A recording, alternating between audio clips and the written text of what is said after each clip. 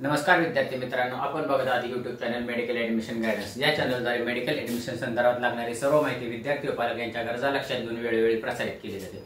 तरी अजून हा चॅनल सबस्क्राइब केला नसेल, सबस्क्राइब करा, बेल आयकॉनवर क्लिक करा आणि आपल्या मित्रांना शेअर करा। तर आन्सर की आलेली आहे, रेकॉर्डेड रिस्पॉन्सेस आलेले आहेत आणि OMR शीट पण आलेली आहे। हे सगळं बघून तुम्ही आता सर्वांनी तुमचे मार्क्स काढलेले असतील आणि किती मार्क्स पडते आलेले आहेत त्याच्यावरून तुम्हाला तुमची कुठली स्ट्रीम मिळते हे लक्षात आलं असेल। पण आता विद्यार्थ्यांच्या आणि पालकांच्या मनामध्ये अनेक शंका आहेत की काही प्रश्नांना एका प्रश्नाला 2 उत्तर आहेत, काही बरेच प्रश्न 4-5 प्रश्न तसे आहेत। तर बोनस मार्क कधी मिळतात आणि ग्रेस मार्क कधी मिळतात, की बोनस मार्क कोणाला मिळतात आणि ग्रेस मार्क कोणाला मिळतात। तर ह्याच्यासाठी आजचा आपला विषय आहे बोनस मार्क्स कधी कोणाला मिळतात आणि ग्रेस मार्क कधी कोणाला मिळतात। तर मित्रांनो, पहिल्यांदा लक्षात घ्या, एनटीने पहिल्यांदा क्लिअर केलेलं आहे, त्यांच्या इन्फॉर्मेशन ब्राउझरमध्ये क्लिअर केलेलं आहे की आमच्याकडून जर एखाद्या प्रश्नाचं उत्तर 2 किंवा 3 असतील तर आम्ही तुम्हाला मार्क डिस्ट्रीब्युशन कसं करणार ते पहिल्यांदा आपण समजून घेऊ, म्हणजे आपल्याला बोनस मार्क आणि ग्रेस मार्कचा कन्सेप्ट क्लिअर होईल। तर जेव्हा एका प्रश्नाचे उत्तर अनेक असतात, आता ह्यावेळी काय झालेले, एका प्रश्नाचे उत्तर 2च आलेले, तेच आपण संदर्भ लक्षात घेऊ। जर समजा एका प्रश्नाचे उत्तर 2 आहेत तर 2 पैकी एक जे बरोबर आहे, दोन्ही पैकी एक जर जे एकावर तुम्ही बबलिंग केलेलं असलं पाहिजे, म्हणजे तुम्हाला 4 पैकी एका प्रश्नाला 4 मार्क मिळणार। पण तुमचं चुकून बरोबरला पण बबलिंग झालेलं आहे आणि एखाद्या रॉंगला बबलिंग चुकून टिपका पडलेला आहे, तर कॉम्प्युटर ते रेकॉर्ड करणार आहे आणि तुम्हाला हे निगेटिव्ह मध्ये जाणार, 1 मार्क तुमचा वजा होणार। अलग लक्षात, 2 प्रश्न 2 जर उत्तर असतील तर हे असं एनटीए करणार, हे क्लिअर कट आहे, ह्याला काही बोनस मार्क म्हणत नाहीत, हे एनटीए दिलेला रूल आहे। आता बोनस मार्क म्हणजे एनटीए कधी देतं हे पण क्लिअर केलेलं आहे एका ठिकाणी।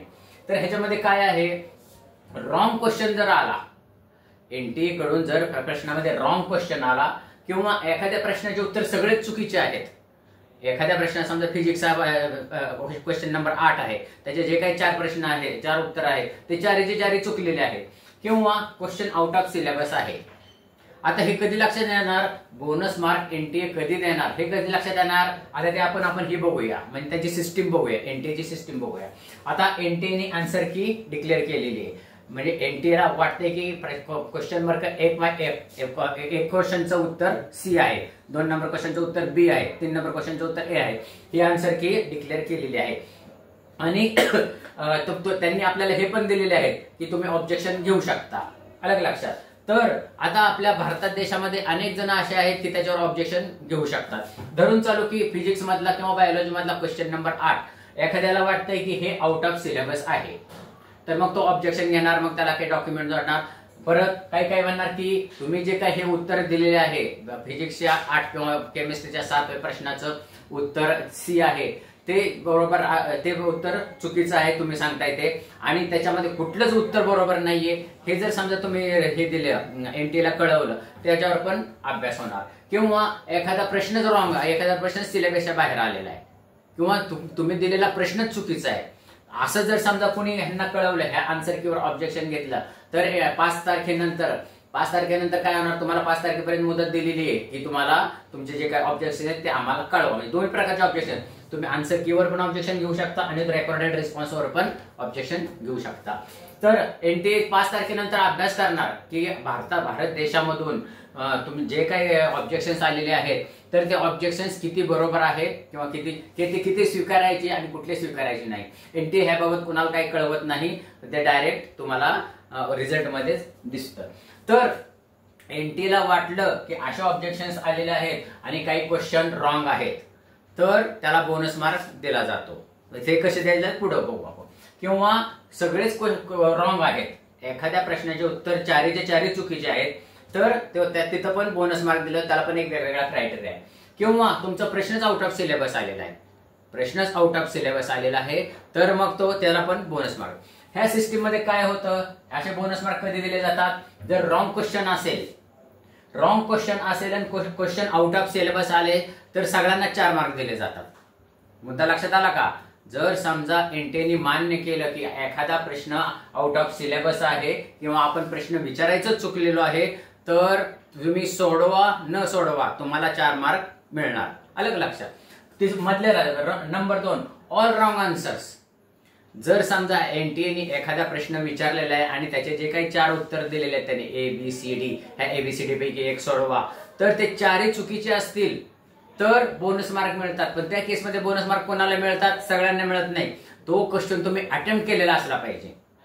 मुद्दा लक्षात आला का? जर समजा एखादा प्रश्नाचे चारही उत्तर एनटीएने चुकीचे दिलेले आहेत तर त्या सगळ्या सरसकट 4 मार्क सगळ्या मुलांना मिळत नाही. ज्या मुलांनी तो प्रश्न हे केलेला आहे, अटेम्प्ट केलेला आहे, बबल केलेला आहे, म्हणजे एकच बबल केलेला आहे बरं का, ज्यांनी एकच बबल केलेला आहे त्यांना 4 मार्क मिळणार, बाकीच्या कोणालाही मिळणार नाही. तर ह्याला म्हणतात बोनस मार्क. अलग लक्षात कन्सेप्ट. बोनस मार्क हा वेगळा कन्सेप्ट आहे. आता आपण ग्रेस मार्काकडे जाऊ. ग्रेस मार्क कधी दिले जातात? ह्याला पण एक काहीतरी रूल्स अँड रेग्युलेशन्स आहेत. तर ग्रेस मार्क कधी दिले जातात? जर any error in the exam conduct, जर समजा ग्रेस मार्काचा आणि बोनस मार्काचा काही तसा संबंध नाहीये. ग्रेस मार्क वेगळ्या सिच्युएशन मध्ये दिले जातात, बोनस मार्क वेगळ्या सिच्युएशन मध्ये दिले जातात. आणि एका प्रश्नाचे उत्तर एक पेक्षा जास्त असतील तर ते प्रश्न त्याचे मार्क्स वेगळ्या क्रायटेरियाने दिलेले जातात. म्हणजे एनटीएने एका प्रश्नाचं उत्तर जर एकापेक्षा जास्त असेल तर 3 किंवा मार्क डिस्ट्रीब्युशन हे 3 प्रकारे वेगवेगळं होतं. ह्याच्यामध्ये तुम्ही गल्लत करू नका. तर ग्रेस मार्क आता कसं असतंय? तर any error in the exam conduct. ह्याच्यामध्ये काय काय होतं? एक्झाम हॉलमध्ये जर समजा काही लक्षात आलं की इथं गडबड झालेली आहे. आता आपण ह्या वर्षी बघतच आहोत की मध्य प्रदेशामध्ये काय झालेलं आहे की कुठेतरी लाईट गेलेली आहे, त्यांनी ऑब्जेक्शन घेतलं, आम्हाला अंधारात लिहावा लागला. ते काय तो त्यांचा विषय आहे. जर समजा माननीय न्यायालयाला वाटलं की हा बाबा ह्या विद्यार्थ्यांचं नुकसान होतंय, माननीय न्यायालय त्यांना ग्रेस मार्क देऊ शकतात. तर ग्रेस मार्क देण्याची पण काहीतरी एक पद्धत आहे एनटीएची. ते एनटीए ऑफिसर्स ठरवतात की ते काय आपल्या डीप मध्ये एवढं आमच्या लक्षात नाहीये. तर एनी एरर म्हणजे एक्झाम हॉलमध्ये काहीतरी प्रॉब्लेम झालाय, म्हणजे लाईट प्रॉब्लेम वगैरे झालाय किंवा क्वेश्चन पेपर डिले इथे झाले.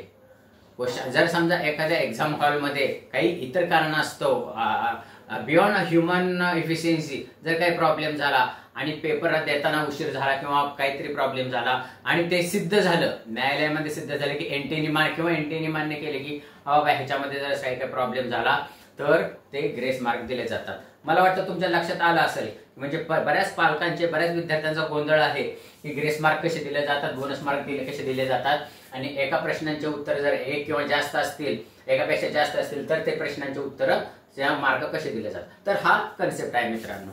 तर मला वाटतं की हा व्हिडिओ मधली माहिती तुमच्या लक्षात आली असेल. लक्षात आली नसेल तर परत एकदा व्हिडिओ बघा. या वाचत माहितीपूर्ण व्हिडिओसाठी हा व्हिडिओ युट्यूब चॅनल सबस्क्राईब करा, बेल आयकॉनवर क्लिक करा आणि आपल्या मित्रांना शेअर करा.